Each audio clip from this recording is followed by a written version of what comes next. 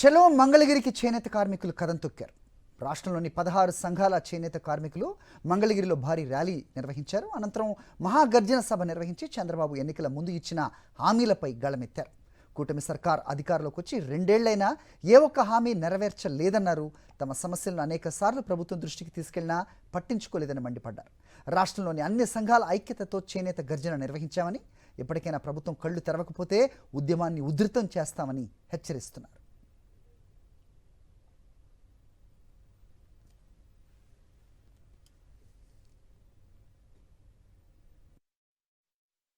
చేనేత సంఘాలు మొత్తం కూడా 16 సంఘాలు కలిసి ఈ రాష్ట్ర ప్రభుత్వం దృష్టికి తీసుకెళ్ళడానికి 16 డిమాండ్స్తో కూడినటువంటి చేనేత గర్జన చలో మంగళగిరి కార్యక్రమం నిర్వహిస్తా ఉన్నాం. ప్రధానంగా ఎన్నికల సందర్భంలో ప్రతి చేనేత కార్మికునికి 25,000 రూపాయల ఆర్థిక సాయం చేస్తానని, 200 యూనిట్లు ఉచిత కరెంట్ ఇస్తానని చెప్పడం జరిగింది. అదేవిధంగా ప్రతి చేనేత కార్మికుని వాళ్ళ జీవితాన్ని మెరుగుపరుస్తానని చెప్పడం జరిగింది. ఇప్పటికీ 2 సంవత్సరాలు పూర్తిగా వస్తా ఉన్నది. 200 యూనిట్లు ఉచిత కరెంట్ అనేది 2024లో ప్రకటించారు.